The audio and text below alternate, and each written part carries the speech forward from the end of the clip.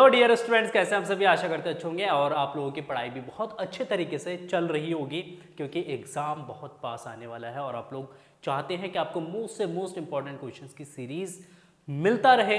तो इसलिए एक न्यू इंपॉर्टेंट वीडियोस के साथ हम आप लोगों के बीच हाजिर है और इसमें हम लोग डिस्कस करेंगे मोस्ट इंपॉर्टेंट न्यूमेरिकल्स। फिजिक्स में न्यूमेरिकल्स मोस्ट इंपॉर्टेंट है बेटा, क्योंकि फिजिक्स के पेपर में आप देखेंगे तो 25 to 30 मार्क्स का आपका न्यूमेरिकल्स मिलते ही मिलते हैं। हर एक पेपर में 25 से 30 या 35 नंबर तक का जो है न्यूमेरिकल्स बोर्ड एग्जाम से पूछे जाते हैं। ठीक, तो इसलिए हमने सोचा आप लोगों के लिए इंपॉर्टेंट न्यूमेरिकल्स की एक सीरीज स्टार्ट करते हैं। इंपॉर्टेंट न्यूमेरिकल्स की सीरीज स्टार्ट हो चुका है, ये इसका पार्ट नंबर 2 है।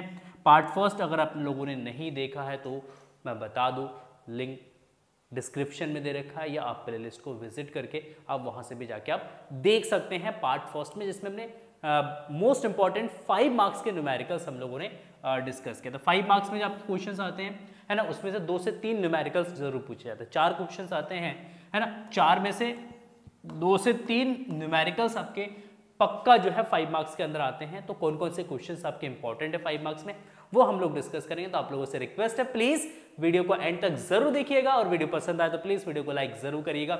मिलते हैं नेक्स्ट क्वेश्चन में। चलिए स्टार्ट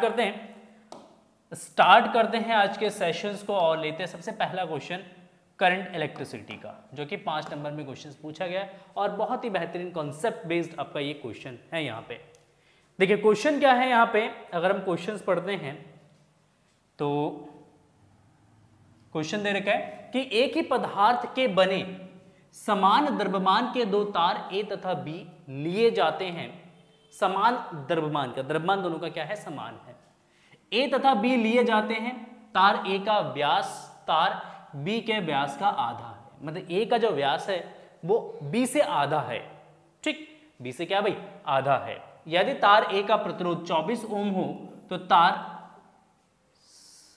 B के प्रतिरोध की गणना कीजिए। यहां पे B होगा, क्या होगा, B।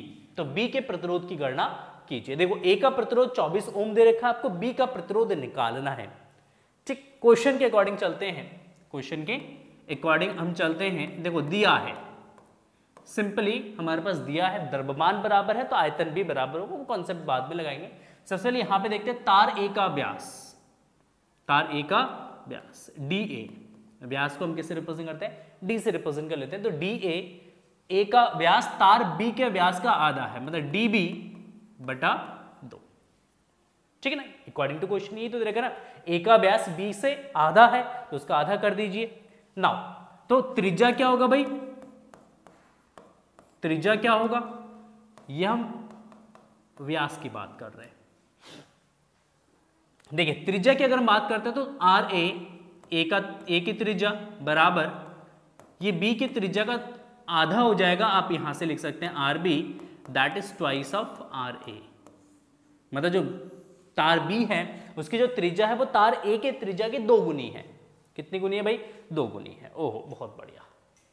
अच्छा क्षेत्रफल कितना होगा भाई, तो अगर हम क्षेत्रफल की बात करते हैं तो क्षेत्रफल तार A का क्षेत्रफल, तार A का क्षेत्रफल, अच्छा तार A का क्षेत्रफल इसको ले लेते हैं हम A1, तो A1 बराबर यह आ जाएगा आपका पाई RA का स्क्वायर, पाई RA का स्क्वायर। हमने कहा तार B का क्षेत्रफल कितना होगा, B का क्षेत्रफल, देखिए क्षेत्रफल का मतलब यहां पे अनुप्रस्थ काट का क्षेत्रफल है, अनुप्रस्थ काट का क्षेत्रफल A2। B का जो क्षेत्रफल है मान लेते क्या है भाई, A2 है।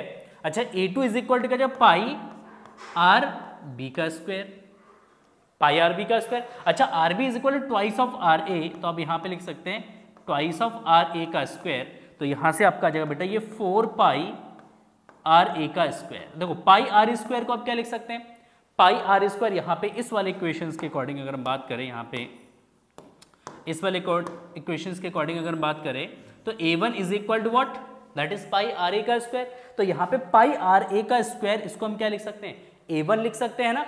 तो अगर आप इसको A1 लिख देते हैं तो यहां से आपका A2 आ जाएगा बेटा 4 ऑफ A1, 4 ऑफ A1। इसका मतलब तार B का जो क्षेत्रफल है वो तार A के क्षेत्रफल का 4 गुना है।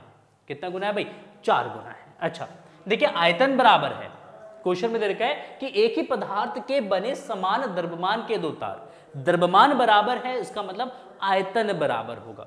देखो तार यहां से लिखो, तार ए का द्रव्यमान, तार ए का द्रव्यमान बराबर तार बी का द्रव्यमान। तो हमने कहा तार ए का द्रव्यमान और तार बी का द्रव्यमान बराबर, द्रव्यमान बराबर क्या होता है, आयतन गुणा घनत्व। तो हमने कहा ए का आयतन इंटू घनत्व बराबर बी का आयतन इंटू घनत्व। हमने कहा रो से रो कैंसिल हो जाएगा, रो से रो क्या जाएगा आपका, कैंसिल हो जाएगा। तो यहाँ पे वी ए का आयतन कितना होगा, तो हम ए का आयतन की बात करें तो तार जो है वो किस शेप का है, बेलन के शेप का है ना। तो बेलन का आयतन क्या होता है, बेलन का आयतन v बराबर पाई आर स्क्वायर एच होता है। देखो पाई आर स्क्वायर को हम a लिख सकते हैं, h को यहां पे l लिख सकते हैं हम। तो v को क्या लिख सकते हैं, v is equal to a into L लिखा जा सकता है। आयतन को हम क्या लिख सकते हैं बेटा, a इंटू एल लिख सकते हैं। तो यहां पे सिंपली वी ए, तो वी ए हो जाएगा बेटा a का क्षेत्रफल a1, लंबाई ले लेते हैं l1, b का क्षेत्रफल a2 और लंबाई ले लेते हैं बेटा l2। ठीक है, चलिए a2 बराबर क्या लिख सकते हैं, 4a1। तो a1 l1 बराबर 4a1 l2। देखो a1 से a1 कैंसिल हो जाएगा, तो यहां पे l1 क्या हो जाएगा, 4l2 हो जाएगा। मतलब l1 तार a की जो लंबाई है वो तार b की लंबाई का 4 गुना है। कितने गुना है, 4 गुना है। ओहो बहुत बढ़िया, बहुत सुंदर। तो हमने कहा तार a का प्रतिरोध कितना होगा, तार a का प्रतिरोध, देखो तार a का प्रतिरोध अगर हम लिखते हैं R1, तो R1 बराबर रो L1 अपॉन A1, और इसका वैल्यू कितना दे रखा है बेटा, 24 ओम दे रखा है प्रश्न के अनुसार। देखो प्रश्न में दे रखा है, आपका क्वेश्चन में दे रखा है तार A का जो प्रतिरोध है वो कितना है भाई, 24 ओम है। यहाँ पे अगर हम देखेंगे इसका तार का प्रतिरोध कितना है भाई, 24 ओम है ना। ये 24 ओम है, ए का प्रतिरोध है, हमें बी का प्रतिरोध निकालना है। ठीक है, चलिए अच्छा तार बी का प्रतिरोध कितना होगा, तो तार बी का प्रतिरोध इसको ले लेते हैं R2 is equal to rho L2 by A2। क्या लिख सकते हैं इसको, रो L2 बाई A2। ओहो बहुत सुंदर। हमने कहा इन दोनों इक्वेशंस को आप डिवाइड कर दो, दोनों समीकरणों को क्या कर दो आप, भाग कर दो। अगर आप इन दोनों समीकरणों को भाग करते तो आपको क्या मिलेगा बेटा, देखो यहां पे अगर हम इसको भाग करेंगे R1 या R2 बटा R1, R2 को आप R1 से भाग कर दो। ठीक, R2 कितना है, rho L2 by A2 divided by rho L1 by A1। Rho से रो कैंसिल हो जाए, A1 ऊपर चले जाए, A2 नीचे आ जाएगा। तो आपका L2 by A1 into A2 by A1, A2 by A1 sorry A1 by A2 होगा, ये A1 ऊपर जाएगा ना, तो A1 बाई A2। अच्छा हमने कहा देखो L1 का वैल्यू कितना है, देखो यहाँ पे हमने रिलेशन निकाला था, L1 बराबर 4L2 और A2 बराबर 4A1। तो अगर हम इसका वैल्यू रिप्लेस कर दें यहाँ पे तो क्या जाएगा, L2 that is 4L1 divided by L1 into A1। Check कर लो एक बार, है ना। A2 is equal to 4A1, L1 is equal to 4L2, L1 A1 is equal A2 is equal to, अरे यार क्या हो रहा है, A2 का वैल्यू दे रखा है 4A1। सबसे पहले A2 लिख देते हैं, तो ऊपर आपका A1 नीचे 4A1 आ जाएगा। अच्छा नेक्स्ट इसका वैल्यू दे रखा है L1 दे रखा है आपका 4L2, ये L1 जो है अब आपका 4L2 है, तो L1 को हम रिप्लेस करते हैं 4A2 से, किससे, 4A2 से।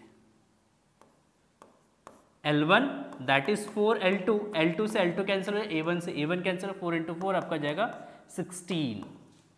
तो R2 बाई R1 आ गया आपका 1 बाई 16।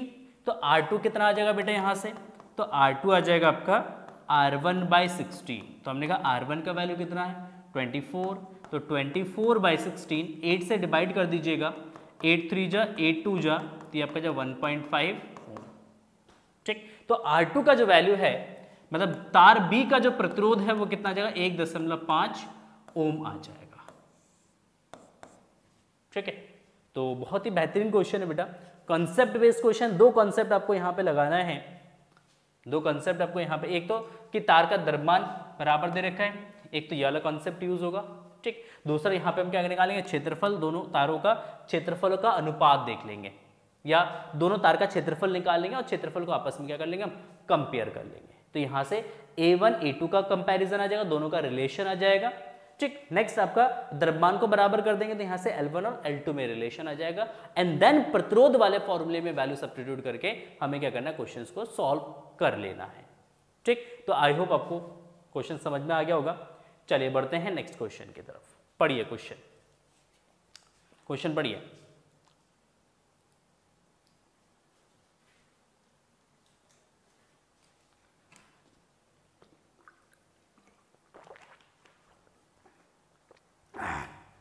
देखिए क्वेश्चन क्या दे रखा है, बेसिकली क्वेश्चन किरचॉफ के नियम पे बेस्ड है। किस पे, किरचॉफ के नियम पर आधारित है ये क्वेश्चन, है ना, किरचॉफ के नियम पर आधारित है। देखिए क्या कह रहा है, दिए गए परिपथ की सहायता से प्रतिरोधों R1 R2 R3 में प्रवाहित धारा ज्ञात कीजिए, सेलों के आंतरिक प्रतिरोध नगण्य है। दो सेल यहाँ पे लगा हुआ है 10 वोल्ट का, यहाँ पे 30 वोल्ट का, और सेलों का आंतरिक प्रतिरोध जो है वो आपका नगण्य है। क्वेश्चंस करेंगे, सिंपल सा बेसिक सा क्वेश्चन है। तो सबसे पहले हम इसको नेमिंग कर देते हैं, यहाँ पे A B C D E और F। तो यहाँ पे क्या लगाएंगे हम, किरचॉफ का दूसरा नियम अप्लाई करेंगे। कौन सा नियम, दूसरा नियम अप्लाई करेंगे।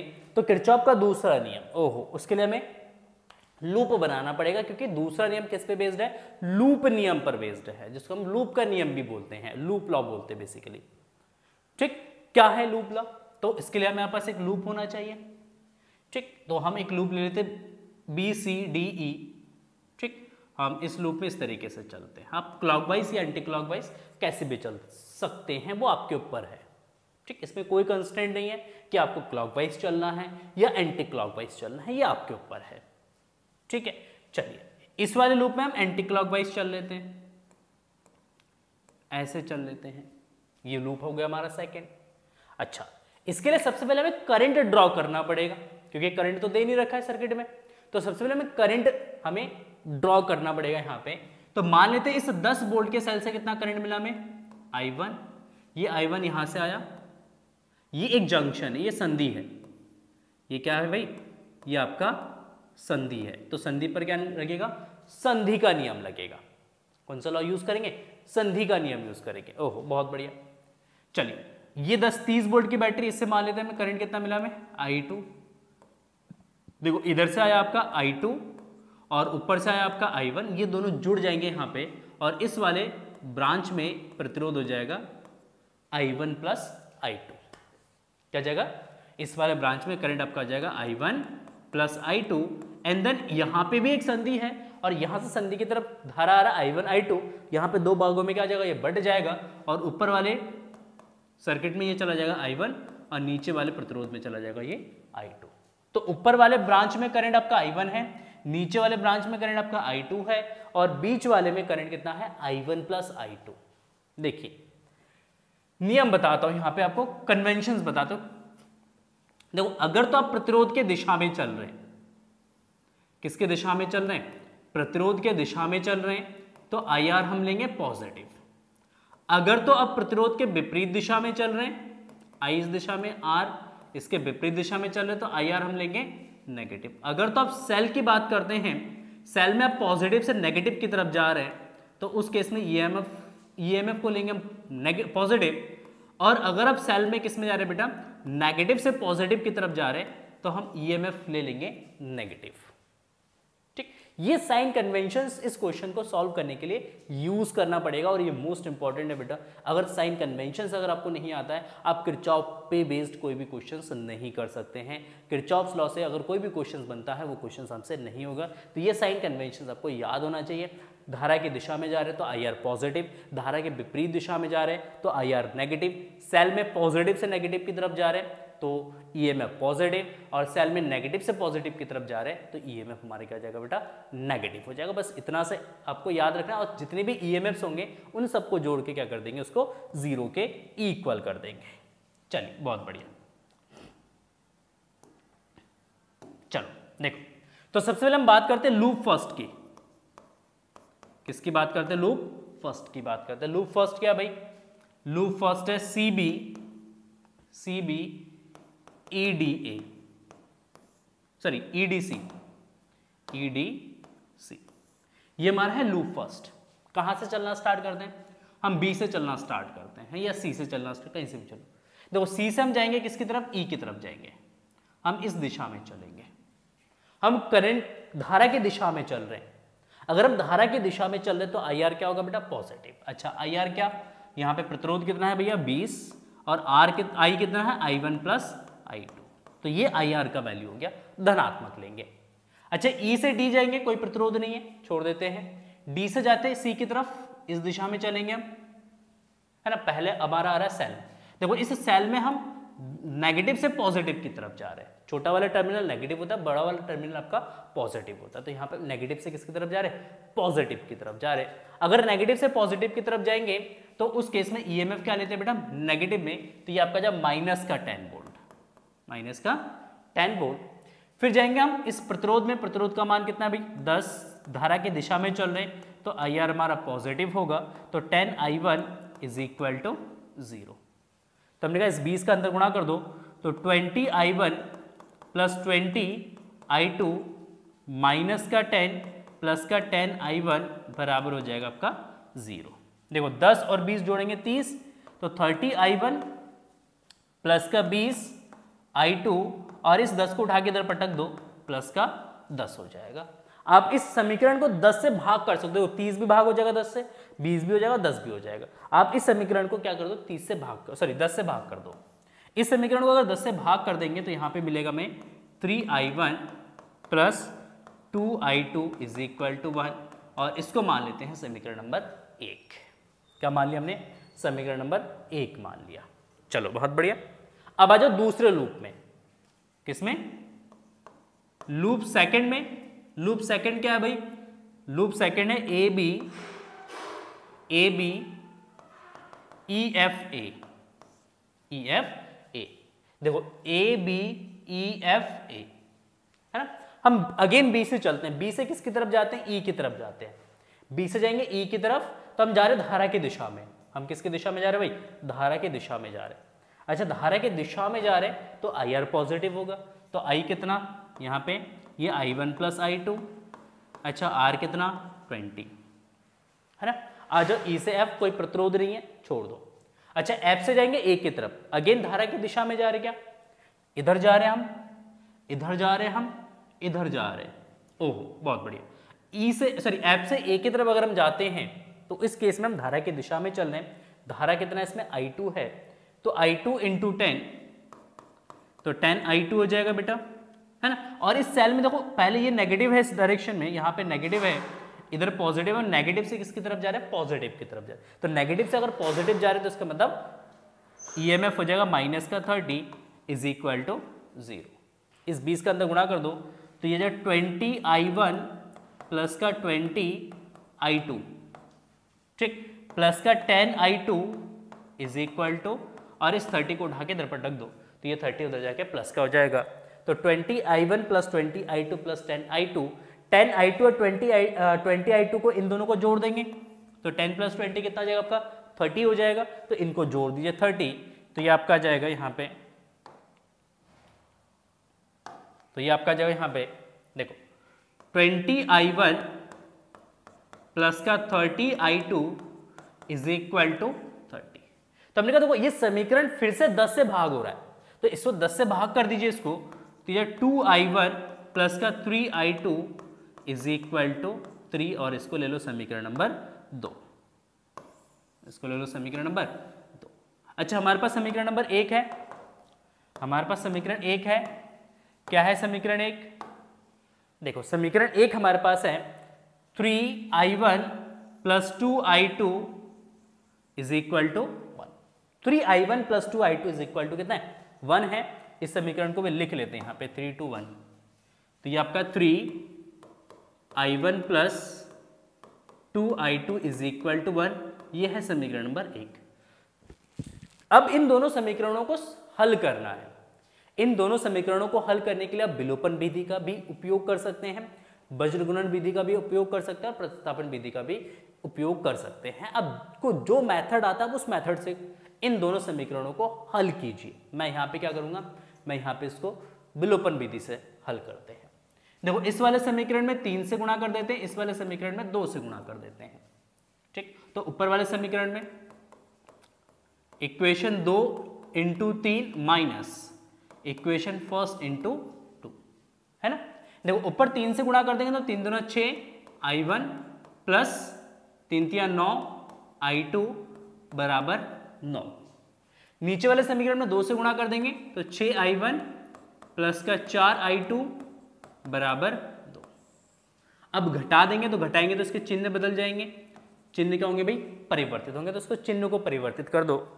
तो ये 6i1 से 6i1 आपका घट जाएगा, 9i2 से 4i2 को घटाओगे तो ये आपका 5i2 हो जाएगा, और 9 में से 2 घटाएंगे तो कितना आएगा बेटा 7। तो यहाँ से i2 बराबर है 7/5 एम्पियर। तो i2 का मान कितना आ गया, 7/5 आ गया। अच्छा बहुत बढ़िया। तो हमने कहा इसका मान अगर 7/5 आ रहा है तो i1 का मान कितना हुआ, तो उसका मान उठा के किसी भी समीकरण में आप रख दीजिए, समीकरण 1 में 2 में, हाँ आपको किसी भी समीकरण में रखना है तो आप उठा के रख दीजिए। तो कौन सा समीकरण रखते हैं, समीकरण 1 में ही रख देते हैं।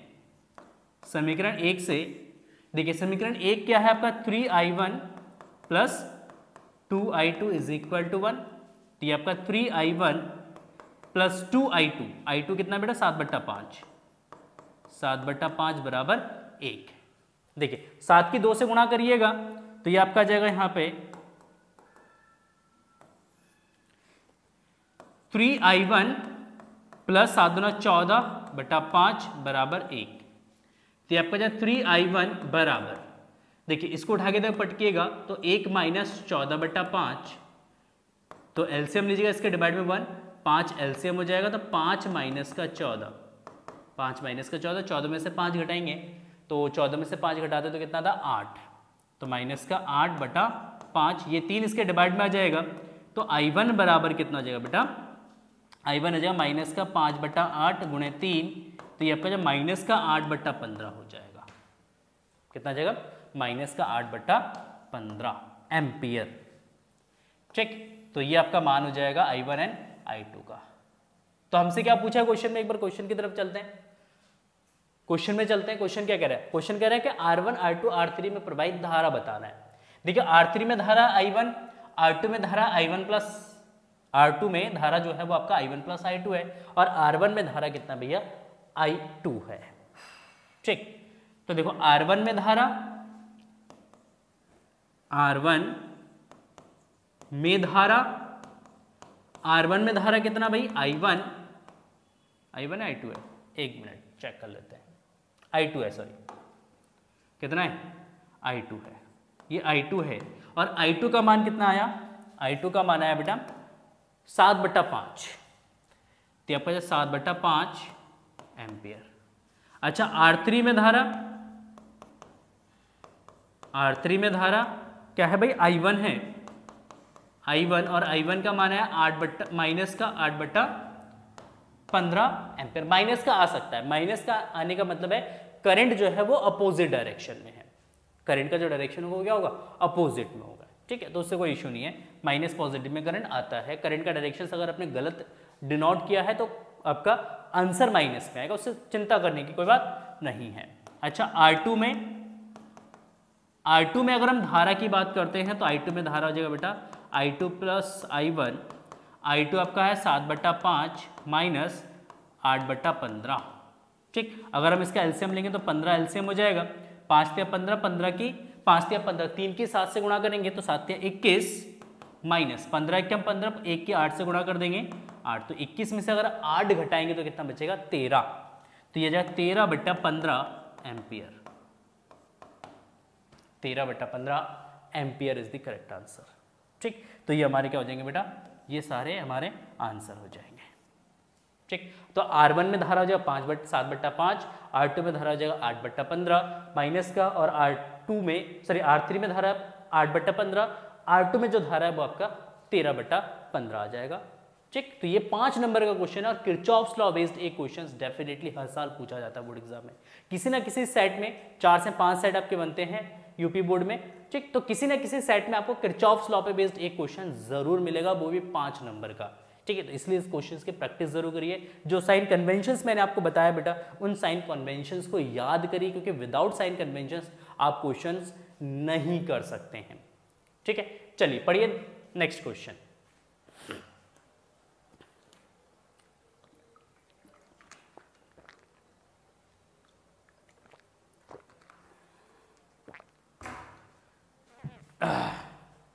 देखिए तीसरा क्वेश्चन है आज के सेशन का, है ना।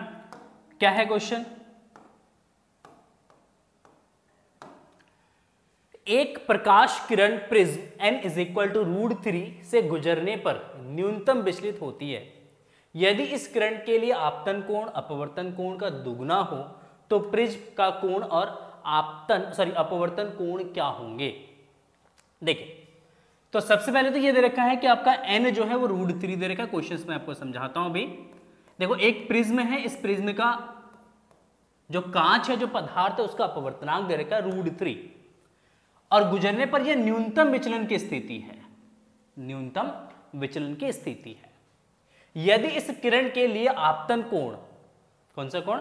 आपतन कोण अपवर्तन कोण का दुगुना हो, अपवर्तन कोण का कितना है? दुगुना है, तो प्रिज्म का कोण और आपतन कोण क्या होंगे वो आपको ज्ञात करना है। तो इसके लिए सबसे पहले मैं एक प्रिज्म बना लेता हूं। क्या बना लेते हो बेटा? एक प्रिज्म बना लेते हैं और प्रिज्म से प्रकाश का अपवर्तन दिखा देते हैं एक बार। ठीक है। समझने के लिए, कॉन्सेप्ट को समझने के लिए डायग्राम जरूरी है, तो एक बार डायग्राम हम यहाँ पे आप लोगों के लिए बनाते हैं। ठीक। फिर मैं समझाता हूँ क्वेश्चन आपको कि किस तरीके से इस क्वेश्चन को आपको सॉल्व करना है। बहुत सिंपल क्वेश्चन है। देखिए ये हमारा आपतित किरण है, ये आपका अपवर्तित किरण है, ये आपका निर्गत किरण है। ठीक है। इस तरीके से प्रकाश का क्या होगा भाई? अपवर्तन होगा। थोड़ा सा इसको मैं थिक कर देता हूं, मोटा कर देता हूं।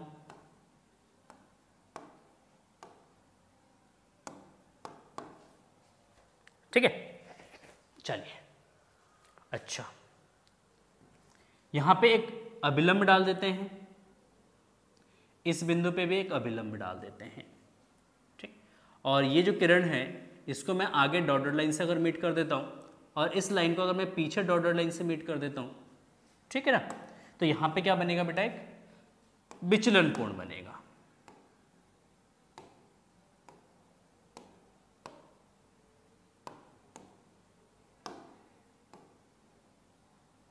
ठीक है। चलिए इतना सफिशिएंट है डायग्राम। देखिए ये आपका आपतित किरण हो गया, ये परावर्तित किरण हो गया, ये निर्गत किरण हो गया।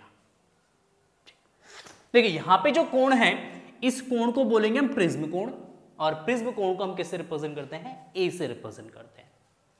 इस अभिलंब और इस आपतित किरण के बीच में जो कोण बनेगा इसको बोलेंगे हम आपतन कोण। ठीक।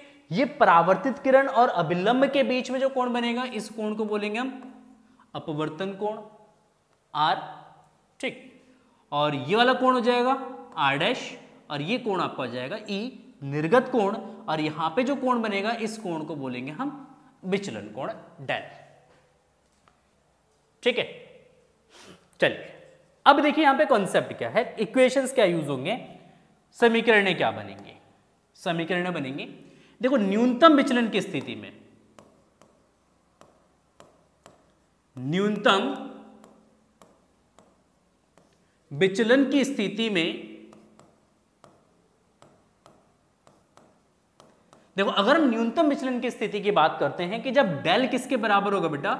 ये डेल एम के बराबर होगा। डेल एम का मतलब होता है ये न्यूनतम विचलन कोण है।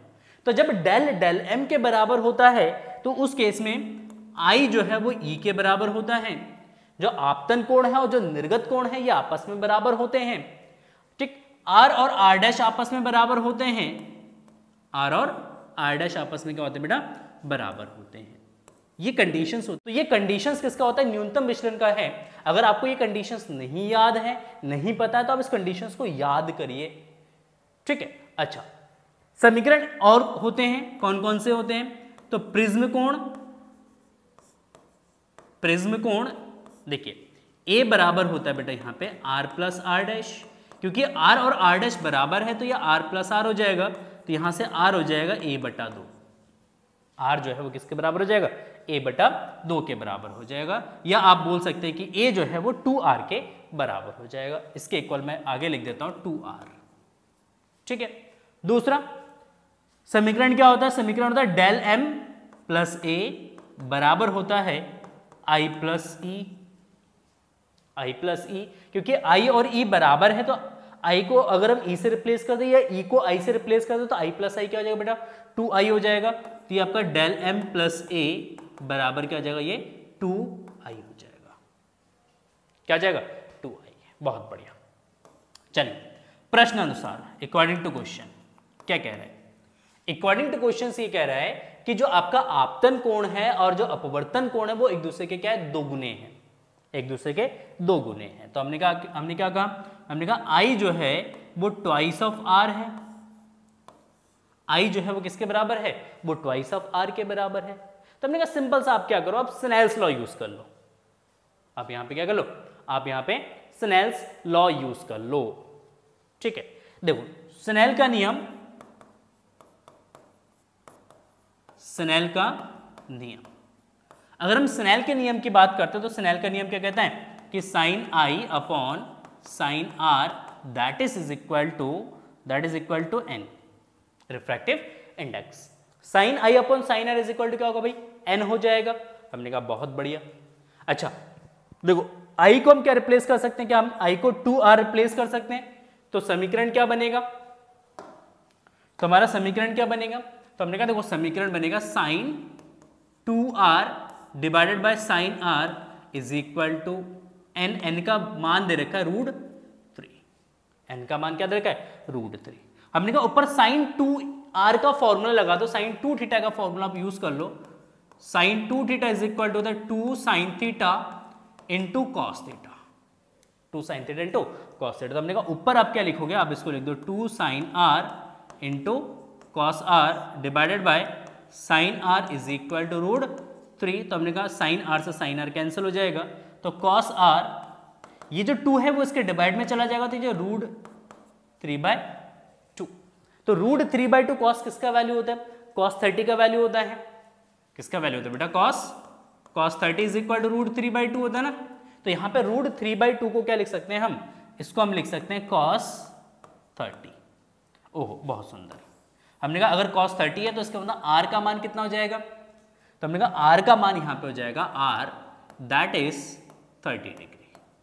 मतलब अपवर्तन कोण कितना होगा 30 डिग्री, तो आपतन कोण कितना होगा, तो हमने कहा आपतन कोण जो है बेसिकली ये I बराबर क्या है भाई 2r, तो इसका मतलब I is equal to 2 into 30 बराबर 60 डिग्री। हमने कहा प्रिज्म कोण कितना होगा, प्रिज्म कोण, तो प्रिज्म कोण अगर निकालेंगे तो प्रिज्म कोण A बराबर कितना है भाई 2r के बराबर है। देखिए पीछे है ना, चेक करिए, देखिए यहां से देखिए A is equal to what that is 2r, A जो है वो किसके बराबर है 2r के बराबर है। तो हमने कहा A को 2r के बराबर रख दो, तो 2r के बराबर अगर रख देंगे A को, तो A बराबर 2 इंटू r 30 बराबर कितना आएगा बेटा 60 डिग्री आ जाएगा। मतलब इसका प्रिज्म कोण जो है वो कितना है 60 डिग्री है। अच्छा नेक्स्ट हमें निकालना न्यूनतम विचलन कोण। क्या निकालेंगे, न्यूनतम विचलन कोण। तो न्यूनतम विचलन कोण के लिए हमारे पास समीकरण है कि डेल m को जब a में ऐड करेंगे तो बराबर क्या आ जाएगा बेटा 2i। देखो यहां पे del m plus a is equal to 2i, is equal to 2i। अगर ये 2i के बराबर होता है यहाँ पे तो सिंपली तो ये आपका जगह देखो del m plus a, sorry del m plus a 60, 2i का वैल्यू कितना है 2i आपका जगह देखो 2 इंटू i हो गया आपका 60, तो del m is equal to 120 minus का 60, 120 देखो 60 इंटू 2 120, 60 को उठा के पटकेंगे तो 120 में से 60 को माइनस करेंगे तो कितना आएगा आपका 60। तो इस अवस्था में जो डेल एम आएगा आपका, मतलब न्यूनतम विचलन कोण जो आएगा वो कितना आएगा, वो 60 डिग्री आएगा। ठीक, तो ये आपका न्यूनतम विचलन कोण हो गया, प्रिज्म कोण हो गया। ये आपका न्यूनतम विचलन कोण है। दिस इज द न्यूनतम विचलन कोण। ठीक है, तो बहुत ही सिंपल सा, बहुत ही प्यारा सा, बहुत सुंदर सा प्यार क्वेश्चन है। ठीक, प्रैक्टिस जरूर करिएगा इस क्वेश्चन को। समझ में नहीं आया तो एक बार दोबारा से वीडियो को रिमाइंड करके देख लीजिएगा। जो भी क्वेश्चन आपको समझ में नहीं आया तो उस वीडियो को, उतनी ही पार्ट को दोबारा से पीछे करके आप दोबारा से देख लीजिए। ठीक, फिर भी अगर कोई भी डाउट्स रहता है तो आप कमेंट सेक्शन में पूछ सकते हैं बेटा। हर एक कमेंट का जो रिप्लाई है मैं देने की कोशिश करता हूँ। ठीक, तो इसलिए आप लोगों से रिक्वेस्ट है, जो भी कमेंट्स होता है, जो भी आपके डाउट्स होते हैं, आप कमेंट सेक्शन में जरूर लिखिएगा, रिप्लाई जरूर मिलेगा आपको। चलिए देखिए, नेक्स्ट क्वेश्चन है वेव ऑप्टिक्स से। किससे? वेव ऑप्टिक्स से। क्वेश्चन नंबर 4 है, यंग के द्विस्लिट प्रयोग में दो तरंगदैर्घ्य 6000 एंगस्ट्रॉम तथा 5000 एंगस्ट्रॉम के प्रकाश को प्रयुक्त किया जाता है। स्लिटों के बीच की दूरी 1 mm तथा स्लिटों व पर्दे के बीच की दूरी 1 मीटर है। ज्ञात कीजिए। क्या करिए? ज्ञात कीजिए। 6000 एंगस्ट्रॉम तरंगदैर्घ्य के लिए पर्दे पर केंद्रीय उच्चिष्ट से द्वितीय अदीप्त फ्रिंज की दूरी, केंद्रीय उच्चिष्ट से द्वितीय अदीप्त फ्रिंज की दूरी आपको ज्ञात करना है। नेक्स्ट आपसे कह रहा है 5000 एंगस्ट्रॉम के लिए पर्दे पर केंद्रीय उच्चिष्ट से तृतीय दीप्त फ्रिंज की दूरी। अच्छा, थर्ड केस में कह रहा है केंद्रीय उच्चिष्ट से वह दूरी जहां पर दोनों तरंगदैर्घ्यों से उत्पन्न दीप्त फ्रिंजें संपाती हो। आया ना क्वेश्चन समझ में? मतलब 6000 एंगस्ट्रॉम प्रकाश के लिए जो केंद्र उच्चिष्ट है, जो सेंट्रल मैक्सिमा होगा आपका, जो सेंटर में जो आपका दीप्त फ्रिंज बनेगा, वहां से द्वितीय अदीप्त फ्रिंज की दूरी ज्ञात करना है। मतलब उसके केंद्र से द्वितीय अदीप्त फ्रिंज कितनी दूरी पर बनना वो निकालना है। और 5000 एंगस्ट्रॉम प्रकाश के लिए आपको ये बताना है कि केंद्र से तृतीय दीप्त फ्रिंज की दूरी क्या है वो आपको ज्ञात करना है। और उसके बाद आपसे ये पूछ रहा है कि केंद्रीय उच्चिष्ट से वह न्यूनतम दूरी जहां पर दोनों तरंगदैर्घ्यों से उत्पन्न, यहां पे क्या लिखा है बेटा? दोनों तरंगदैर्घ्य, मतलब 6000 और 5000 कि कौन सी दीप्त फ्रिंजेस आपस में कोइंसाइड कर रहा है, आपस में संपाती हो रहे। मतलब मान लो कि 6000 एंगस्ट्रॉम के 5वीं दीप्त फ्रिंज और 5000 की 4थी दीप्त फ्रिंज आपस में कोइंसाइड करे तो वो निकालना है आपकी। कौन सी? 5वीं, 4थी, 3री या 10वीं, 11वीं, 12वीं, कौन सी दीप्त फ्रिंज आपस में क्या हो रहा है? संपाती हो रहा है, वो आपको कैलकुलेट करना। बहुत ही बेहतरीन क्वेश्चन है। 5 नंबर में क्वेश्चन डेफिनेटली पूछा जाता है बोर्ड एग्जाम में, और पूछा भी गया है बहुत बार। देखो क्या है क्वेश्चन। तो हमारे पास दो तरंगदैर्घ्य दे रखा है। क्या दे रखा है बेटा? दो तरंगदैर्घ्य यहां पे दिया हुआ है। तो इस क्वेश्चन को सॉल्व करते हैं। तो यहां पे लिख देता हूं दिया है, दिया है। क्या दे रखा है? λ1 कितना? 6000 एंगस्ट्रॉम। इसको मीटर में बदल लेंगे तो 6000 गुणे 10 की घात माइनस का 10 तो बराबर 6 गुणा 10 की घात माइनस का 7 मीटर। λ1। λ2 कितना बेटा? 5000 एंगस्ट्रॉम। तो हमने कहा 5 गुणा 10 की घात माइनस का 7 मीटर हो जाएगा ये भी, जब इसको हम मीटर में बदल देंगे, है ना। तो दोनों को मीटर में बदल देंगे। जब भी न्यूमेरिकल सॉल्व करते हैं, यूनिट चेक करते हैं, यूनिट को सबसे पहले एसआई में कन्वर्ट किया जाता है। ठीक, देखो स्लिटों के बीच की दूरी दे रखा है 1 mm। क्या दे रखा है भाई? स्लिटों के बीच की दूरी,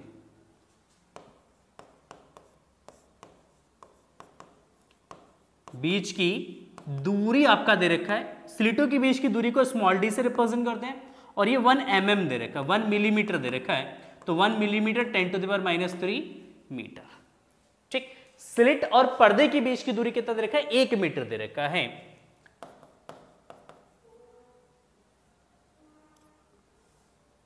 ठीक है, देखिए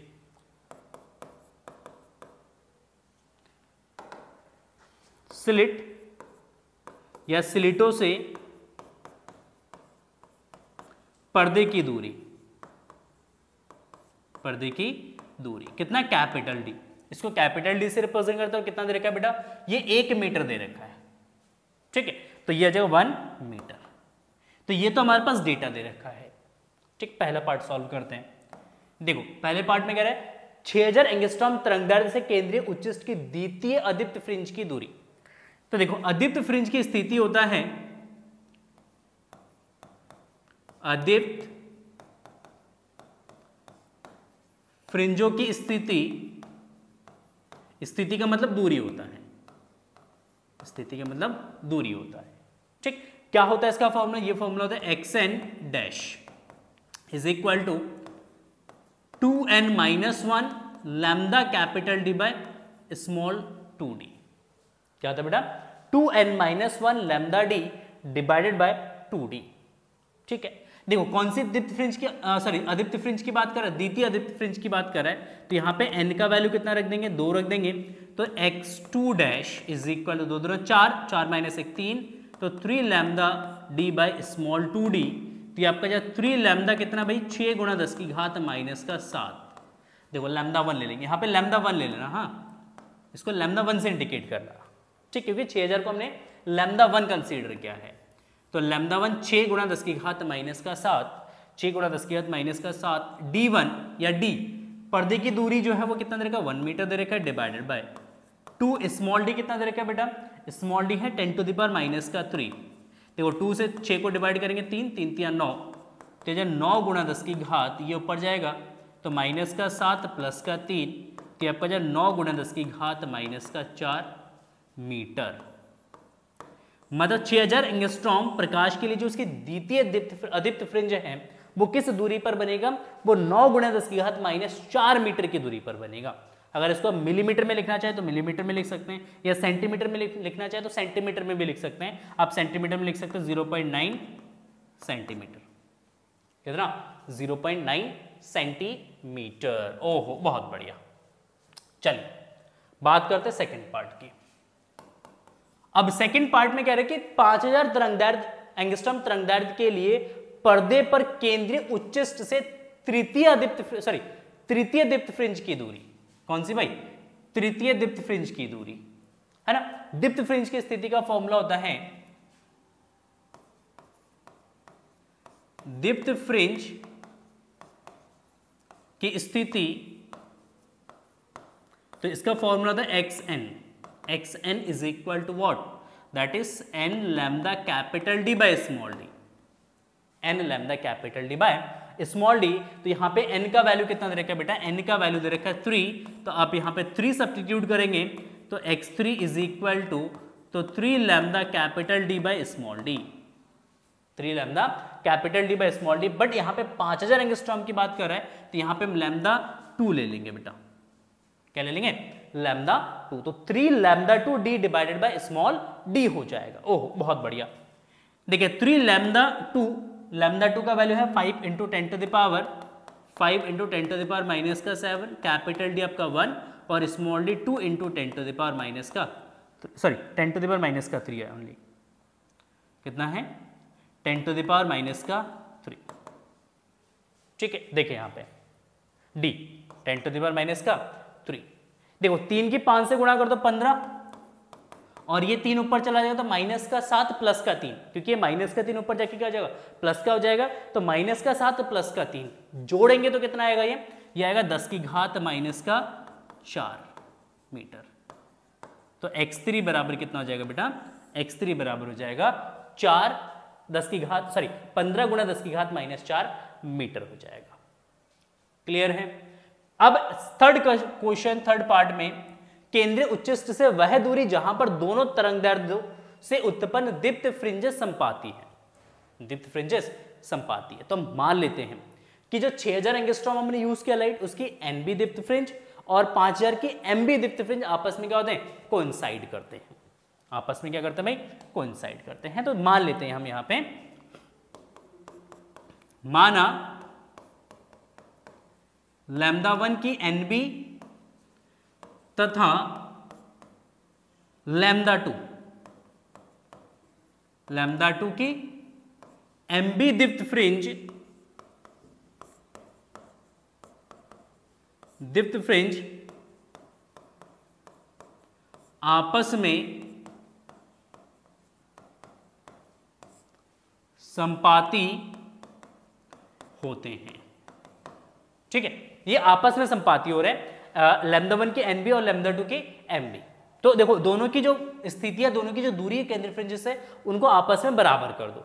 आपको पता है दीप्त फ्रिंज की जो दूरी होता है x n, that is n lambda capital D by small d होता है। ठीक है ना, तो एम बी दीप्त फ्रिंज के लिए क्या हो जाएगा, ये आपका जाएगा देखो n lambda 1 capital D by small d, और लैम्डा 2 की एम बी तो ये आपका जाएगा m lambda 2 d by small d. Simple. ठीक, तो डी से डी कैंसिल हो जाएगा, कैपिटल डी से कैपिटल डी कैंसिल हो जाएगा, तो क्या बचेगा एन लैम्डा 1 बराबर एम लैम्डा 2। ये एक शॉर्ट ट्रिक भी होता है, आप इसको भी यूज कर सकते हैं, याद रख सकते हैं। ठीक है, चलिए बहुत बढ़िया।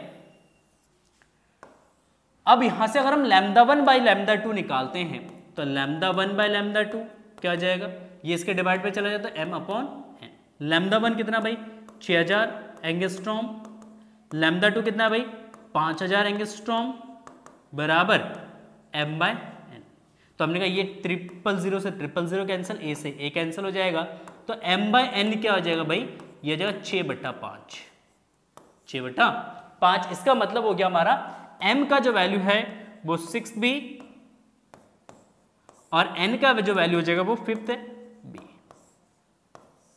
मतलब 6000 तरंगदैर्ध्य वाली प्रकाश के लिए 5वीं और 5000 तरंगदैर्ध्य वाली प्रकाश के लिए 6वीं जो दीप्त फ्रिंजेस होंगे वो आपस में क्या होंगे, कोलैप्स कर जाएंगे, वो आपस में संपाती हो जाएंगे, वो आपस में कोइंसाइड हो जाएंगे। मतलब कहने का मतलब यहाँ पे ये है कि जो 6000 तरंगदैर्ध्य वाली जो प्रकाश है उसकी वजह से जो 5वीं दीप्त फ्रिंज जहां पे बनेगा वहीं पे 5000 तरंगदैर्ध्य प्रकाश की जो हमने लाइट यूज किया उसके लिए जो 6ठी दीप्त फ्रिंजेस होंगे वो उसी पोजीशन में बन जाएगा, दोनों एक ही पोजीशन में बनेगा, दोनों एक ही डिस्टेंस पे बनेगा। ठीक, तो बेसिक सा कॉन्सेप्ट है इस क्वेश्चन में, बहुत ही बढ़िया क्वेश्चन है। ठीक, इस तरीके के क्वेश्चंस बोर्ड एग्जाम्स में आने चाहिए क्योंकि इसी से हमारे कॉन्सेप्ट क्या होते हैं बेटा, क्लियर होते हैं। ठीक, तो डेफिनेटली आपने इस क्वेश्चंस को सीख लिया होगा किस तरीके से हमें करना है। अगर वीडियो पसंद आ रहा है तो प्लीज वीडियो को लाइक कर दीजिएगा, अपने दोस्तों के साथ वीडियो को शेयर जरूर करिएगा। प्यारा सा कमेंट सेक्शन में आप लिख सकते हैं आपको किस टॉपिक के बारे में वीडियोस चाहिए, नेक्स्ट वीडियो किस टॉपिक में चाहिए, उसके बारे में भी आप कमेंट सेक्शन में लिख सकते हैं। चलिए बात करते हैं नेक्स्ट क्वेश्चन की।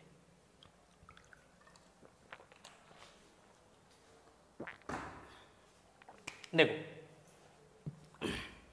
क्वेश्चन है 5। कौन सा क्वेश्चन है, 5th नंबर क्वेश्चन है। क्या कह रहे हैं, 60 डिग्री अपवर्तक कोण वाले प्रिज्म के पदार्थ का अपवर्तनांक 1.414 है।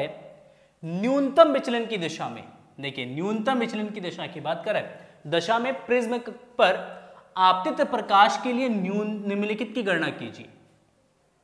पहला न्यूनतम विचलन कोण, दूसरा आपका अपवर्तन कोण, आपतन कोण और निर्गम कोण। आपतित किरण, अपवर्तित किरण और निर्गत किरणों के लिए किरण आरेख भी बनाइए। अभी हमने लास्ट क्वेश्चन बेटा एक इससे पहले क्वेश्चन हम लोगों ने डिस्कस किया था, इसमें जो हमने डायग्राम बनाया था same as it is diagram बनेगा, है ना। ये जो डायग्राम बनाया ना दोबारा नहीं बना रहा हूं मैं क्योंकि टाइम वेस्ट होगा। ये वाला जो डायग्राम है सेम यही डायग्राम जो है इस क्वेश्चन में बनने वाला है, तो आप इसको देख लीजिए, इसको नोट कर लीजिए, स्क्रीनशॉट ले लीजिए, इसी का डायग्राम बनेगा बस, ठीक है ना। चलिए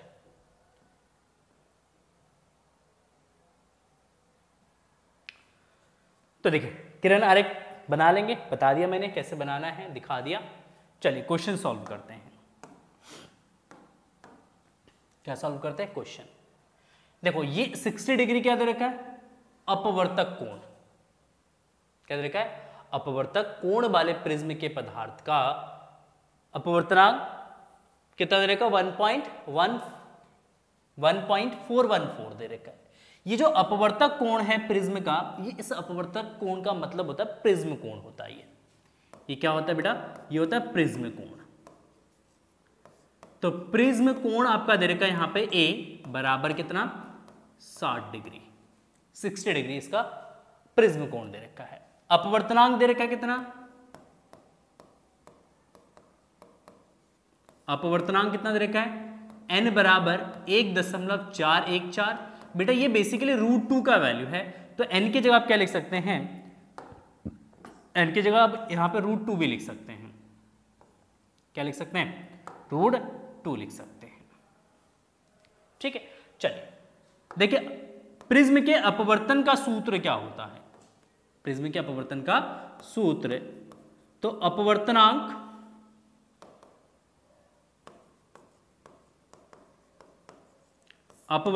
n बराबर क्या होता है बेटा, ये फॉर्मूला था sine a plus del m बटा 2 बटा साइन a बटा 2 होता है ना। ये प्रिज्म के अपवर्तनांक का सूत्र होता है। न्यूनतम विचलन की स्थिति में क्वेश्चन में लिखा हुआ है कि न्यूनतम विचलन की स्थिति है, तो ये न्यूनतम विचलन की स्थिति में आपका अपवर्तनांक हो गया n बराबर sine a plus del m by 2 divided by sine a by 2। a कितना दे रखा है, 60 डिग्री दे रखा है, n कितना दे रखा है, √3।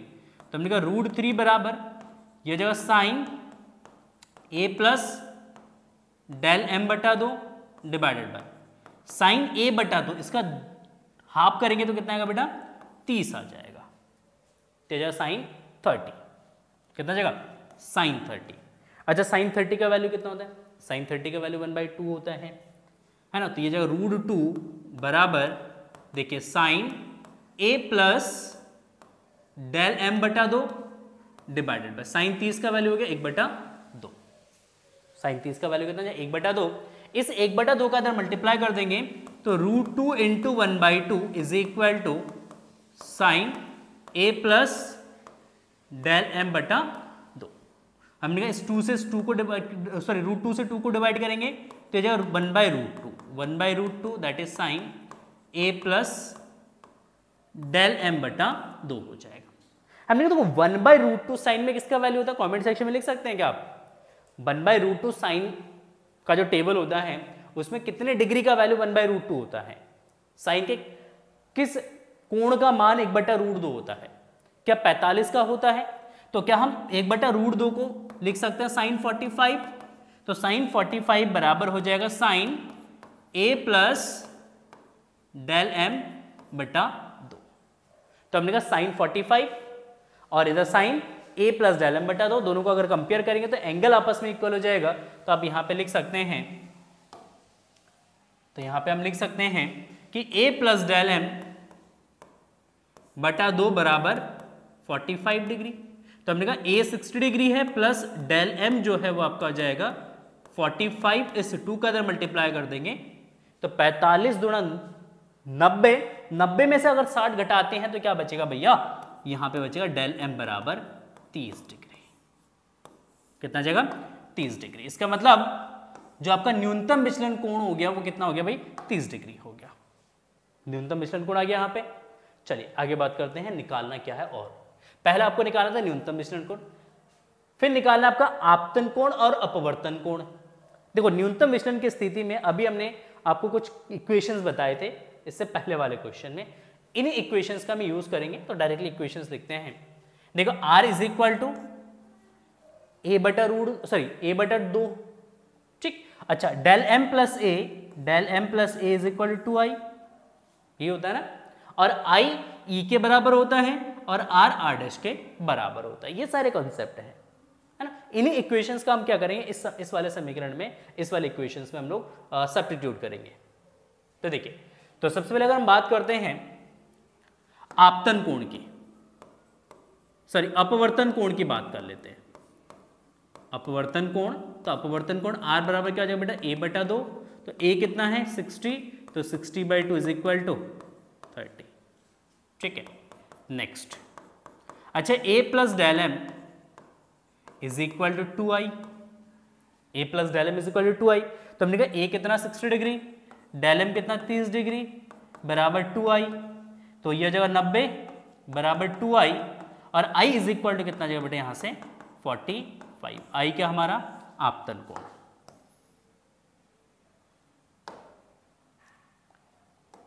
कहां चलेगा ये,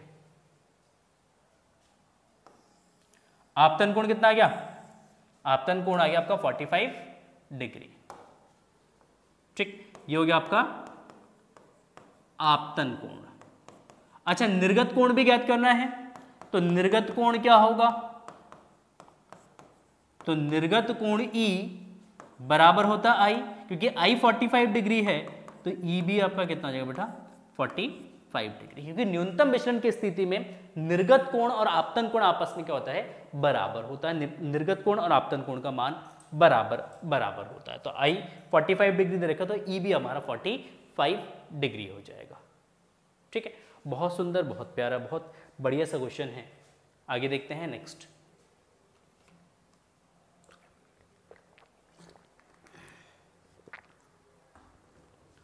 क्वेश्चन नेक्स्ट एलसीआर परिपथ का क्वेश्चन है। मेरा फेवरेट टॉपिक है एलसीआर परिपथ, मजा आता है इसके क्वेश्चन करने में। क्वेश्चन नंबर 6 क्या कह रहे? दिए गए प्रत्यावर्ती धारा परिपथ में ज्ञात कीजिए प्रेरकीय तथा धारितीय प्रतिघात, अनुनाद की स्थिति में उपयुक्त वोल्टता की आवृत्ति और अनुनाद की स्थिति में परिपथ की प्रतिबाधा। वाह, कितना सिंपल सा क्वेश्चन है।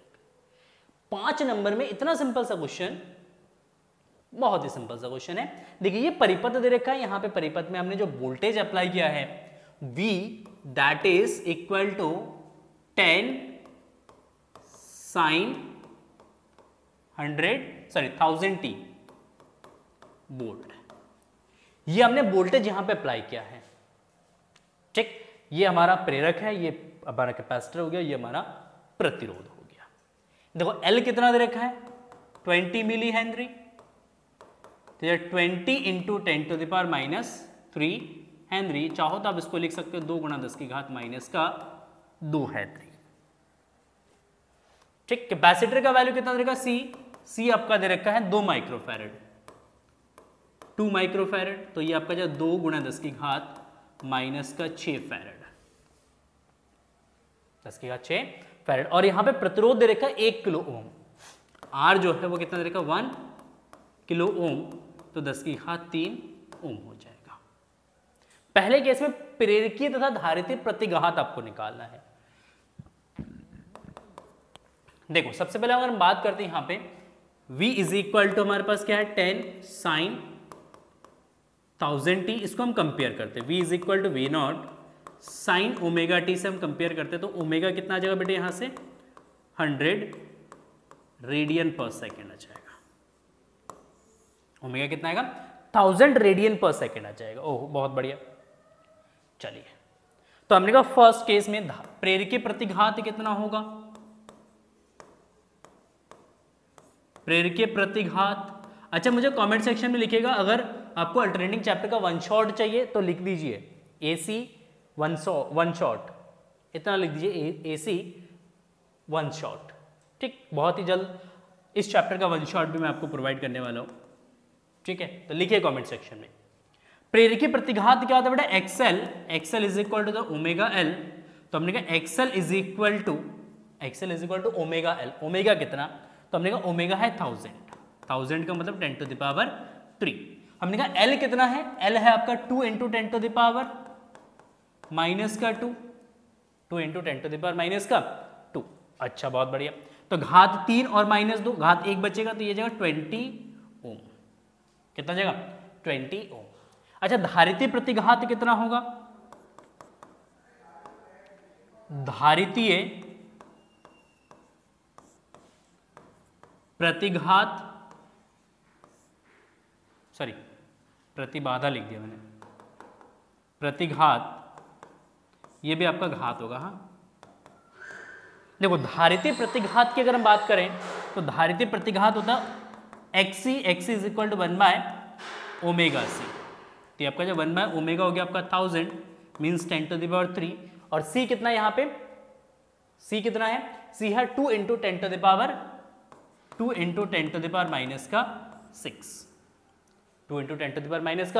10⁻6। अच्छा, बहुत बढ़िया।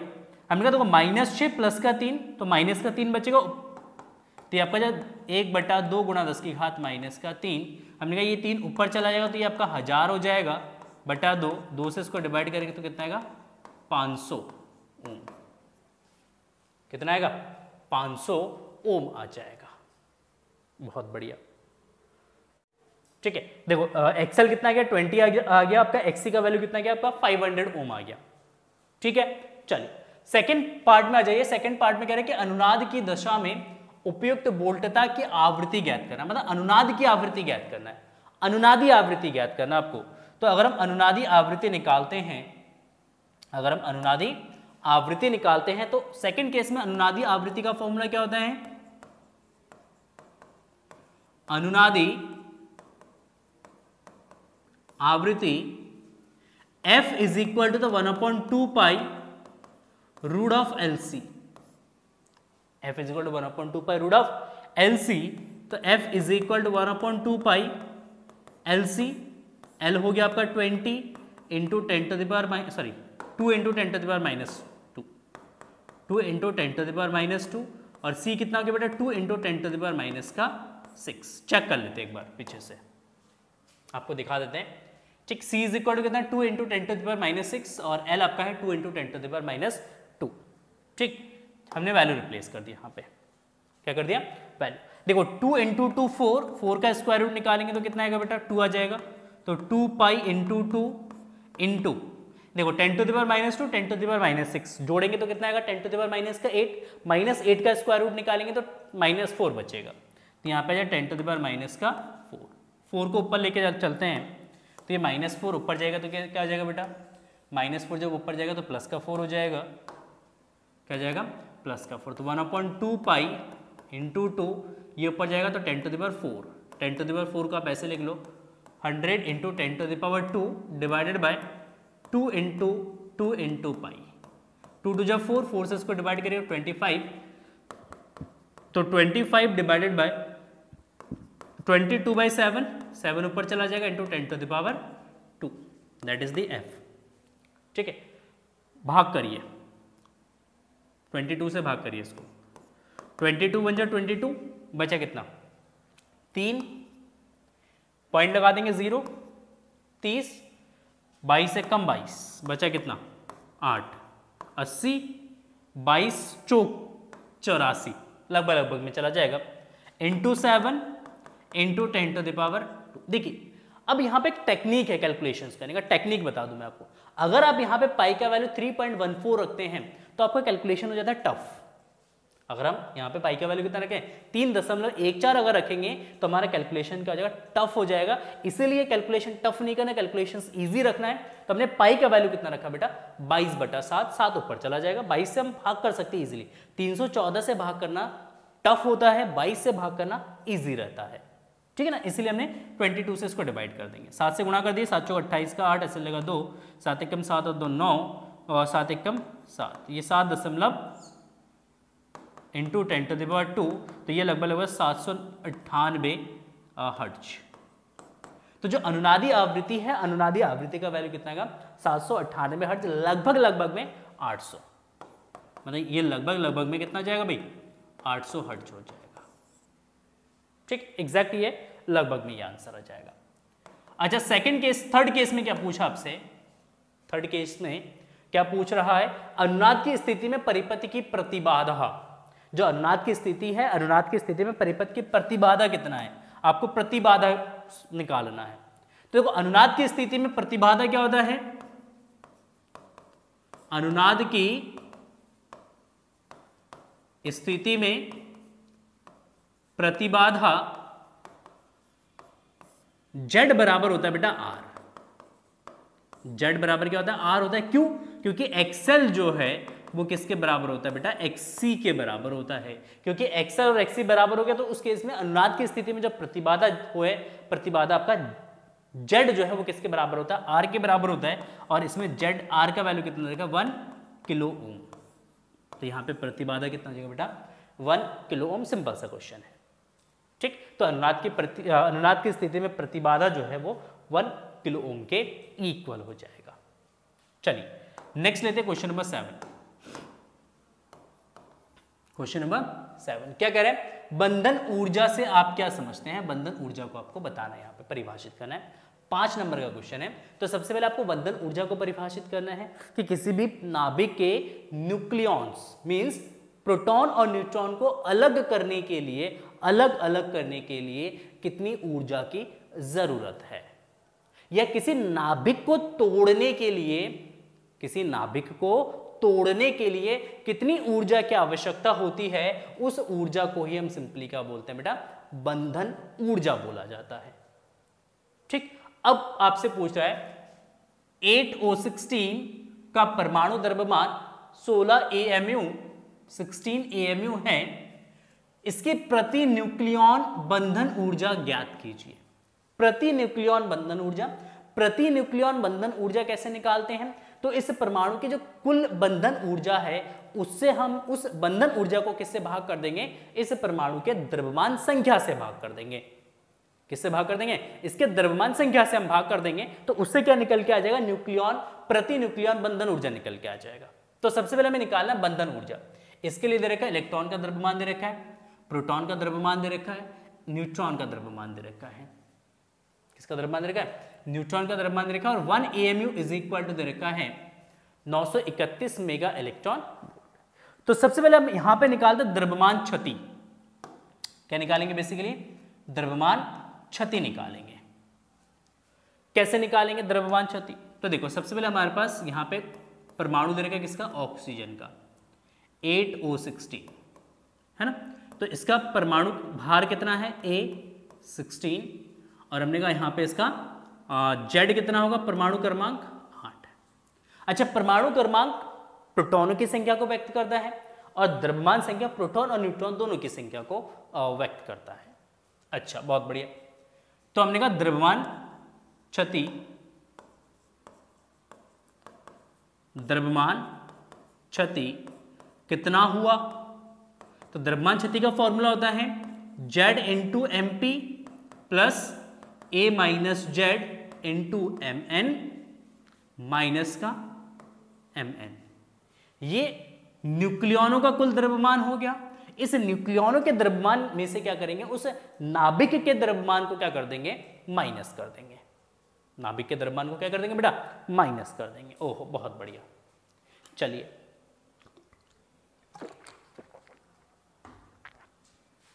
देखो, तो हमने कहा ZMP, Z कितना है 8, MP मतलब प्रोटॉन का द्रव्यमान, ये हो गया हमारा MP, ये हो गया हमारा Mn, ये हो गया M कैपिटल N, ठीक है ना। MP कितना है 1.007593 प्लस A माइनस Z। देखो A में से Z माइनस करेंगे तो कितना, 16 माइनस का 8 दैट इज 8। तो A माइनस Z कितना आएगा 8 Mn। Mn का द्रव्यमान है, न्यूट्रॉन का द्रव्यमान है 1.00892, और इनमें से हम माइनस करेंगे किसको, 16 को। 16.000 है ना, तो हम इसको 16 माइनस कर देंगे इसमें से। ठीक, देखो कैलकुलेशन है ये, यहाँ पे अप्रोक्सीमेशन यूज नहीं करना हमें। यहाँ पे जो कैलकुलेशन होगा बेटा वो एग्जैक्ट होना चाहिए, एग्जैक्ट कैलकुलेशंस करेंगे। कैलकुलेटर यूज कर लेता हूँ मैं यहाँ पे, ठीक है, थोड़ा सा टाइम बचेगा, नहीं तो कैलकुलेशंस करने में बहुत टाइम लगेगा मुझे। यहाँ पे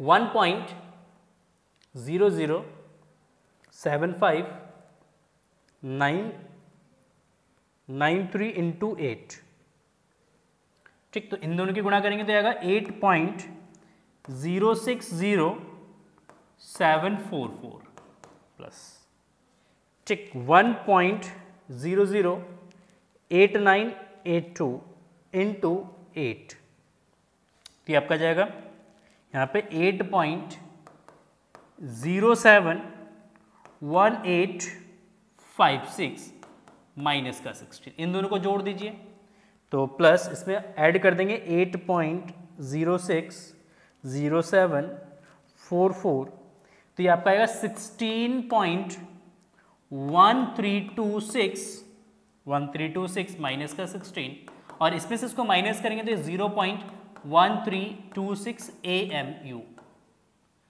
ठीक, मतलब अगर हम इस ऑक्सीजन के परमाणु का निर्माण अगर हम करते हैं तो इसमें कितना एनर्जी, कितना मास लॉस होगा, द्रव्यमान क्षति कितना होगा, तो द्रव्यमान क्षति होगा 0.1326 AMU। तो हमने ये जो द्रव्यमान क्षति है, ये द्रव्यमान क्षति ही ऊर्जा के रूप में क्या होता है, उत्पन्न होता है। अच्छा, 1 AMU बराबर कितना दे रखा है, 1 AMU बराबर है 931 मेगा इलेक्ट्रॉन वोल्ट, इतना द्रव्यमान क्षति हुआ, इसके आप किससे गुणा कर देंगे, 931 से गुणा कर देंगे। ठीक, तो कुल बंधन ऊर्जा कितना, कुल बंधन ऊर्जा E, तो ये आपका जाएगा डेल्टा M के हम किससे मल्टीप्लाई कर देंगे बेटा, 931 से गुणा कर देंगे।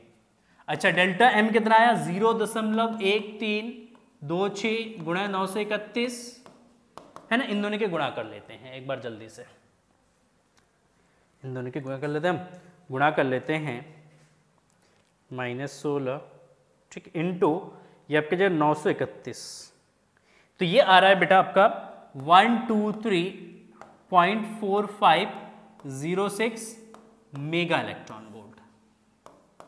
ठीक, इतना एनर्जी जो है प्रोड्यूस हुआ, या आप बोल सकते हैं कि इस जो परमाणु है, इस परमाणु की जो कुल बंधन ऊर्जा है वो कितना है, 123.4506 मेगा इलेक्ट्रॉन वोल्ट। हमसे पूछा प्रति न्यूक्लियन बंधन ऊर्जा कितना है, प्रति न्यूक्लियन बंधन ऊर्जा निकालना है, तो यहां पे मैं लिख देता हूं प्रति न्यूक्लियन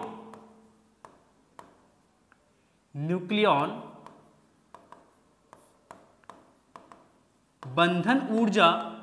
देखो, प्रति न्यूक्लियन बंधन ऊर्जा कैसे निकालते हैं, तो E को हम किससे डिवाइड कर देंगे, A से डिवाइड कर देंगे, कुल बंधन ऊर्जा को डिवाइड कर देंगे कुल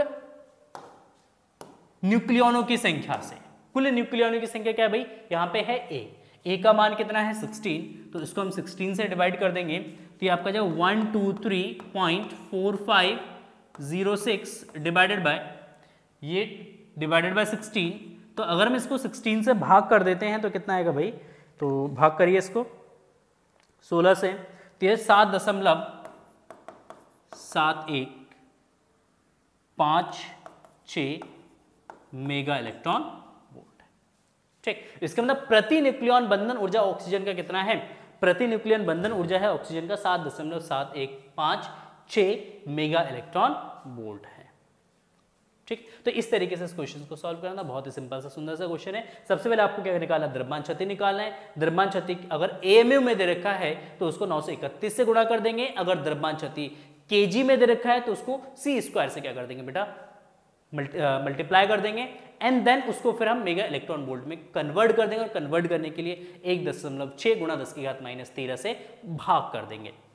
ठीक, तो उससे एनर्जी किस में कन्वर्ट हो जाएगा, मेगा इलेक्ट्रॉन वोल्ट में कन्वर्ट हो जाएगा, एंड देन प्रति न्यूक्लियन बंधन ऊर्जा निकालने के लिए उस टोटल एनर्जी को हम किससे डिवाइड कर देंगे, प्रति न्यूक्लियन बंधन ऊर्जा निकालने के लिए उसको हम A से डिवाइड कर देंगे। A क्या है यहाँ पे, न्यूक्लियनों की संख्या, न्यूक्लियन का मतलब होता है प्रोटॉन प्लस न्यूट्रॉन, कितने प्रोटॉन और कितने न्यूट्रॉन है, तो टोटल प्रोटॉन और न्यूट्रॉनों की संख्या को ही हम सिंपली क्या बोलते हैं, न्यूक्लियन बोलते हैं। ठीक, A। चलिए आगे बढ़ते हैं, नेक्स्ट क्वेश्चन लेते हैं, क्वेश्चन नंबर 8। क्वेश्चन नंबर 8 क्या कह रहे हैं, एक वृत्ताकार कुंडली की त्रिज्या 10 सेंटीमीटर, प्रतिरोध 2 ओम तथा इसमें फेरों की संख्या 500 है। कुंडली का तल 3 × 10⁻⁻5 टेस्ला के चुंबकीय क्षेत्र के लंबवत है। उसके लंबवत अक्ष के परितः कुंडली 0.25 सेकंड में 180 डिग्री घूम जाती है। कुंडली में प्रेरित विभव तथा धारा ज्ञात कीजिए। बहुत सिंपल सा क्वेश्चन है, बहुत सिंपल सा क्वेश्चन है। देखिए क्या कह रहा है कि एक कुंडली है, एक वृत्ताकार कुंडली है। क्या भाई, एक वृत्ताकार कुंडली है और ये चुंबकीय क्षेत्र के तल के लंबवत रखा हुआ है। यहां पे नहीं दिखेगा, ये ब्लैक कलर का है ना, नहीं दिखेगा। इसको ले लेते, जैसे हमारे पास एक कुंडली है इस तरीके से, चुंबकीय क्षेत्र इस दिशा में है, चुंबकीय क्षेत्र इस दिशा में है, इसके लंबवत रखा हुआ है। कह रहे इस कुंडली को यहाँ पे इस तल के लंबवत घुमा के 180 इस तरीके से हम घुमा देते हैं और घुमा के इसको 180 डिग्री घुमा देते हैं। कितना डिग्री घुमाया हमने, 100, या आप ऐसे घुमा लो, ऐसे भी घुमा सकते हो। 180 डिग्री घुमाएंगे तो 180 डिग्री घुमाने पे क्या होगा, फ्लक्स चेंज होगा, और फ्लक्स चेंज होगा तो उस कॉइल में क्या होगा, एक ईएमएफ इंड्यूस्ड होगा। उस ईएमएफ का वैल्यू निकालना है। कॉइल का प्रतिरोध दे रखा है 2 ओम, तो उसके बाद आपको धारा भी ज्ञात करना है। देखिए त्रिज्या की कुंडली की त्रिज्या दे रखा है, त्रिज्या R बराबर कितना भाई, 10 सेंटीमीटर। That is 0.1 metre. ठीक, हमने कहा क्षेत्रफल कितना होगा कुंडली का, तो क्षेत्रफल दैट इज पाई आर का स्क्वायर, पाई 3.14 गुणा 10 की घात माइनस का 2। इसको आप लिख सकते हैं 10 की घात माइनस का 1। 0.1 को हम क्या लिख सकते हैं 10 की घात माइनस का 1, तो 10 की घात माइनस 1 का स्क्वायर करेंगे तो 10 की घात माइनस 2 आ जाएगा, ये आ जाएगा आपका मीटर स्क्वायर। ओहो बहुत सुंदर। अच्छा, फेरों की संख्या दे रखा है, फेरों की संख्या दे रखा है n कितना 500, सॉरी फेरों की संख्या कितना दे रखा है भाई 500 दे रखा है। ठीक, चुंबकीय क्षेत्र का मान दे रखा है b 3 गुणा 10 की घात माइनस का 5 टेस्ला दे रखा है। कितने सेकंड में ये परिवर्तन हो रहा है, तो हमारे पास टाइम दे रखा है यहाँ पे 0.25 सेकंड, तो डेल्टा टी यहाँ पे समय जो दे रखा है या समय अंतराल लिख सकते हैं आप, समय डेल्टा टी 0.25 सेकंड दे रखा है बेटा, 0.25 सेकंड दे रखा है। कितना डिग्री घुमाया हमने 180 डिग्री घुमाया। तो पहले किस कोण पर रखा हुआ था, पहला जो कोण है वो theta is equal to 0 degree, फिर हमने इसको 0 डिग्री से कितना डिग्री घुमा दिया भाई 180 डिग्री। चुंबकीय क्षेत्र के लंबवत रखा हुआ है ना, लंबवत का मतलब हो गया कि यहाँ पे एरिया वेक्टर और मैग्नेटिक फील्ड के बीच में 0 डिग्री का कोण है, तो θ1 बराबर कितना 0 और θ2 बराबर कितना बेटा 180 डिग्री। ठीक, अच्छा चुंबकीय फ्लक्स में कितना परिवर्तन हुआ, या ऐसे हम डायरेक्टली इक्वेशंस यूज करते हैं। तो प्रेरित EMF E is equal to क्या होता है भाई, तो प्रेरित EMF E is equal to minus n that is φ2 minus φ1 divided by delta t। चुंबकीय प्रेरण का जो नियम है, उस चुंबकीय प्रेरण के नियम से EMF E is equal to the minus φ2 minus φ1 divide by delta t। ओह बहुत सुंदर। तो हमने कहा माइनस का n कितना भाई 500। ठीक है, φ2 को हम लिखेंगे बी ए कॉस θ2 और φ1 को हम लिखेंगे माइनस का B A cos θ1 divided by delta T, और डेल्टा टी 0.25 है। डेल्टा टी का मान कितना है 0.25। देखो फ्लक्स का फॉर्मूला क्या होता है, फ्लक्स होता है बेटा बी ए कॉस थीटा। यहां पे क्या चेंज हो रहा है, यहां पे थीटा चेंज हो रहा है, मतलब फ्लक्स किसके सापेक्ष चेंज हो रहा है, थीटा के सापेक्ष चेंज हो रहा है। बी और ए कांस्टेंट है, इसलिए हमने यहाँ पे बी ए कॉस θ2 और यहाँ पे हमने बी ए कॉस θ1 हमने यूज किया है। ओहो, हमने कहा यहाँ से डेसिमल हटा दो, ऊपर आप 0 लगा दो 2। ठीक, 25 से इसको काट दो कितना है 4, 4 की 5 से गुणा कर दो 20, तो यह जाए 2000 माइनस का। देखो यहाँ से बी ए कॉमन आ रहा है, तो बी ए को कॉमन ले लीजिए, कॉस θ2 माइनस कॉस θ1। तो हमने कहा ये 2000 गुणा बी कितना भाई 3 गुणा 10 की घात माइनस 5, 3 गुणा 10 की घात माइनस का 5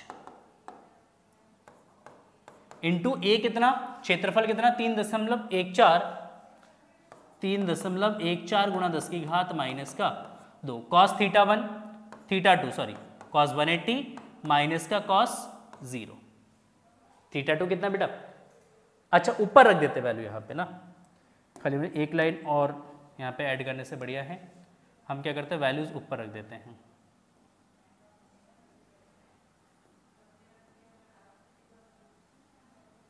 ठीक है, देखो यहाँ पे हम वैल्यू रख देते हैं θ2 कितना भाई, θ2 है आपका 180, तो ये 180 माइनस θ1 कितना है बेटा 0 डिग्री, तो θ1 को हम रिप्लेस कर देंगे यहाँ पे 0 से। देखिए cos 180 -1 होता है, cos 0 1 होता है, तो ये आपका -1 और -1 हो जाएगा।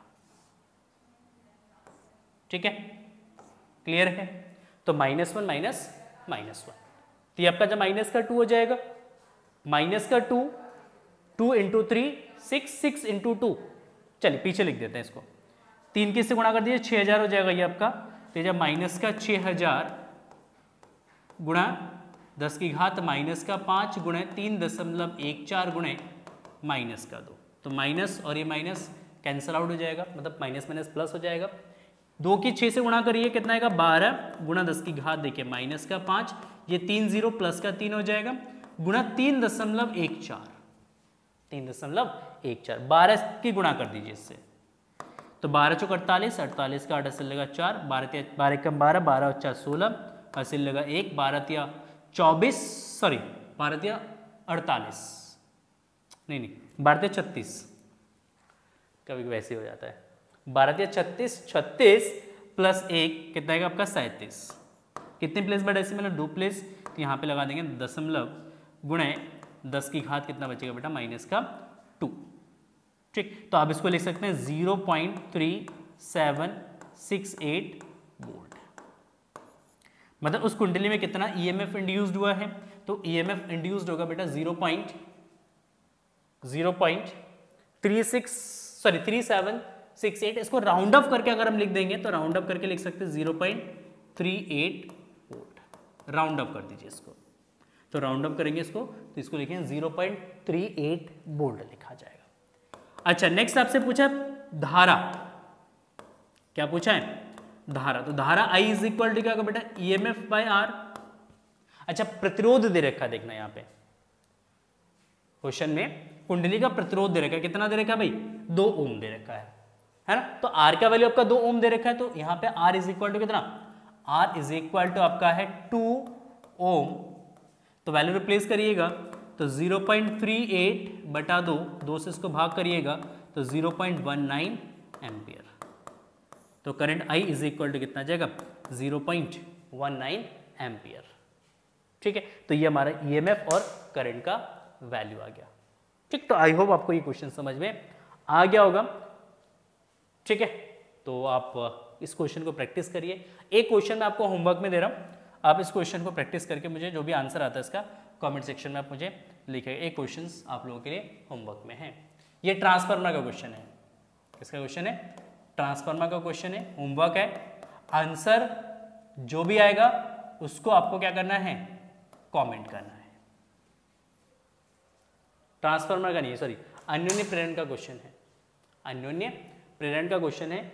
जो भी इस क्वेश्चन का आंसर आएगा अगर आपसे होता है तो आप इसका आंसर कमेंट सेक्शन में लिखिए, अगर आपसे ये क्वेश्चन नहीं बनता है तो भी आप कमेंट सेक्शन में लिखिएगा सर इस क्वेश्चन को आप नेक्स्ट वीडियो में जरूर करवा दीजिएगा, तो नेक्स्ट वीडियो में मैं इस क्वेश्चन को जरूर करवाऊंगा, ठीक। तो अभी के लिए ये क्वेश्चंस आपके होमवर्क में हैं, जो भी आंसर आता है आप कमेंट सेक्शन में लिखिए। वीडियो के बारे में आप कमेंट सेक्शन में लिखिएगा कि कैसा लगा आपको ये वीडियो, कैसा एक्सपीरियंस रहा आपका, देन किस टॉपिक पे आपको वीडियोस चाहिए, एमसीक्यूज चाहिए, इंपॉर्टेंट क्वेश्चंस या important derivations, important definitions, important और न्यूमेरिकल्स आपको चाहिए, ठीक है ना।